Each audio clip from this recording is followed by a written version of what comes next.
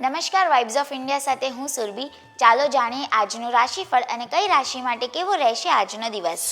મેષ રાશિના લોકોને કાર્યસ્થળ પર નવી સમસ્યાઓનો સામનો કરવો પડશે. સરકારી કામ અટકી શકે છે. તમારે તમારી મહેનતનું પૂરું ફળ નહીં મળે. ઈર્ષ્યાભર્યા વર્તનથી દૂર રહેવું જોઈએ. વૃષભ રાશિના લોકોની દબાયેલી પ્રતિભા લોકોની સામે ચમકશે. વેપારમાં તમને મોટો નફો મળી શકે છે. ઘરમાં સંબંધીઓની અવારનવાર મુલાકાત થશે. શેર માર્કેટમાં રોકાણ કરતાં પહેલાં સાવધાન રહેવું જોઈએ. મિથુન રાશિના લોકોને પૈતૃક સંપત્તિ મળી શકે છે. જીવનસાથી સાથે સારો સમય પસાર થશે. મિત્રો સાથે કોઈ ખાસ મુદ્દે ઝઘડો થઈ શકે છે. સ્વાસ્થ્યનું ધ્યાન રાખવું. કર્ક રાશિના લોકોએ દિનચર્યાને વ્યવસ્થિત રાખવી. ઘરનું વાતાવરણ અશાંતિથી ભરેલું હોઈ શકે છે. આજે નોકરીની ઓફર મળવાની સંભાવના છે. તમારી કાર્યક્ષમતામાં વધારો થશે. સિંહ રાશિના લોકોએ ધંધામાં લોન ન લેવી, નહીં તો તેને ચૂકવવામાં મુશ્કેલીઓનો સામનો કરવો પડશે. માતાના સ્વાસ્થ્ય અંગે ચિંતા રહેશે. ખર્ચ પર નિયંત્રણ રાખો. વધારે કામના કારણે થાક અનુભવી શકો છો. કન્યા રાશિના લોકોની કામની ગુણવત્તામાં સુધારો થશે. અધિકારીઓ સાથે સંબંધો સૌહાર્દપૂર્ણ રહેશે. ઇન્ટરવ્યૂમાં સફળતા મળવાની પ્રબળ તકો છે. કાર્યસ્થળ પર ખૂબ જ મહેનત કરવી પડશે. સમાજમાં સન્માન વધશે.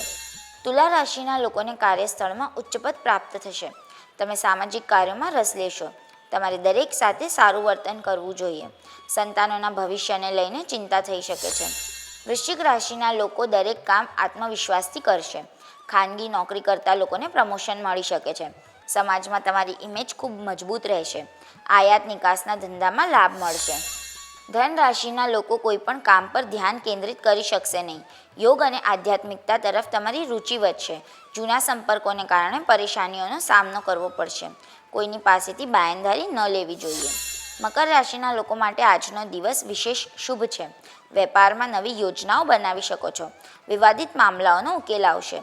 વિદેશથી શિક્ષણ અને નોકરીની તકો મળી શકે છે. કુંભ રાશિના સંશોધન કાર્ય સાથે જોડાયેલા લોકોને મોટી સફળતા મળી શકે છે. તમારા ગુસ્સા પર નિયંત્રણ રાખો. અજાણ્યા વ્યક્તિઓ પર વધારે વિશ્વાસ ન કરો. તમારું માન સન્માન વધશે. નવા કામો શરૂ કરી શકો છો.